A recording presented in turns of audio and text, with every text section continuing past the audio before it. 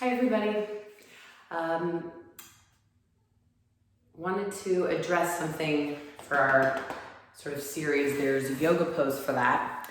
One of my yoga teachers, T.S. Little, always talks about how so many of us spend so much time on our computer or our keyboard. So he says we all suffer from the Keyboard-Asana. So some of it's posture, but a lot of it, either phones or keyboards, our forearms get really tight. It causes issues in the wrists. Our hands get really tight. So I just want to take you through a few poses today to help with the Keyboard-Asana. We'll mainly focus on opening up the forearms and the wrists and kind of a few things you can do hand placement wise to help. So in terms of opening up the forearms, I'll show from the side.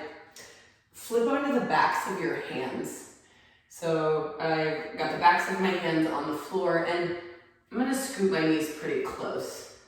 And then I'm gonna try to keep the backs of the hands on the floor and sit back all the way to the heels. Now, I've got some mobility here. I do this a lot, that's part of the reason why, but I'm trying to keep backs of hands to floor. So if you find you can't, or if you find it's unbearable, then scoot your knees closer, like maybe even on your hands. But if this is really easy for you, then you can back your knees up a little bit. And just try to keep your arms straight. Those of you that are really hypermobile in your joints, like your elbows, and it's very easy to straighten your arms, they kind of like bow out the other way. It's a few of you probably. You might try to bend the elbows a little, but for most of you that struggle to keep the arms straight, try to keep them straight. Just take a few breaths here. You can even play around with curling. So I'm lifting my fingers off the floor to try to curl them up toward my forearm. That will stretch the hand a little too. So you can stay with this as long as you can stand it, but then you'll lift your hips and flip the other way. So thumbs face out, palms of hands to the floor. Same thing. Knees close if it's hard for you, knees far if it's easy, but try to keep the hands on the floor. And we're going to stretch the underside of the forearm.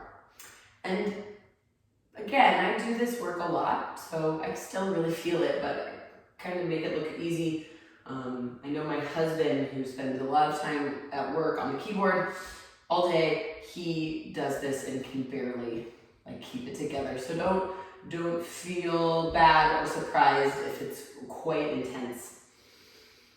And you can let your shoulders kind of sling up to your ears here. Just take a few more breaths.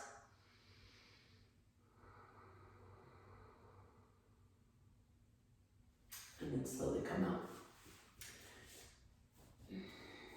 So stretching the forearms, one more little trick is to use your body weight to massage the forearm. So if you lay one forearm down, palm face up, and then gently step one knee up by your elbow on the forearm and start with the other knee on your hand. And then you can kind of use the knee on the forearm and sort of pulling it away from the elbow stretch. If you want more, then put this other knee on the wrist. And then you can kind of use this here. You're literally digging your knees into your forearms. It's a nice release, and you can traction the knees apart or together. Make sure you do both sides and clearly spend longer if you need. And I'm left-handed, so I can tell right now with my left forearm, it's just tighter. I do more things with my left arm, and so you might spend time on your tighter side.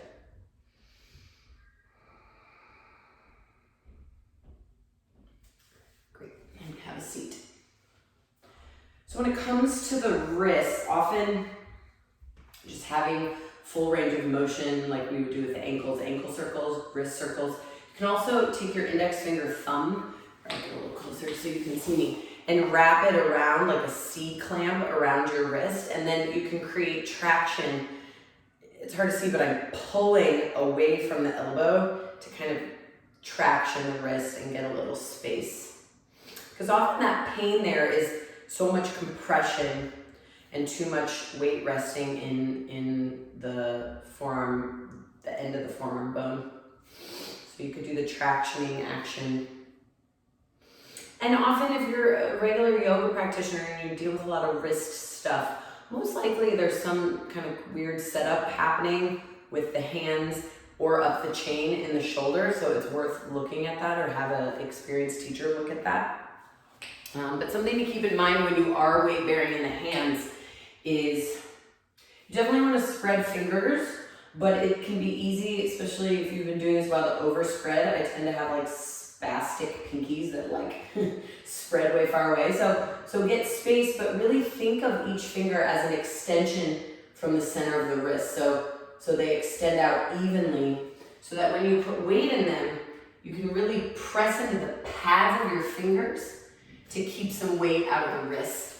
In yoga, we call the center of the palm, a little lift there, the hasta, the hand, bandha, so the lift in the center of the palm. Again, it's not visible, like I couldn't see, but you almost want to feel like there's like a little bug under the center of the palm, and that also keeps a lot of compression out of the wrists. So try that when you set up in your down dog or your plank pose or your handstand or your crow pose. Do those forearm stretches, massage out the forearm and even the tractioning. Another simple, easy one is to make little puppets with your hands. Put the backs of your hands on the thighs and straighten the arms here. And you just get a nice stretch.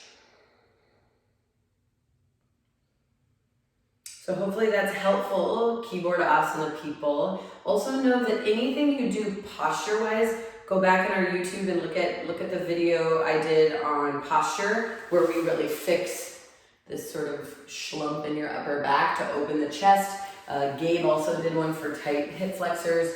Anything you can do to help posture and opening shoulders is gonna probably help all the way down the chain of the arm. Thanks guys, have a great day.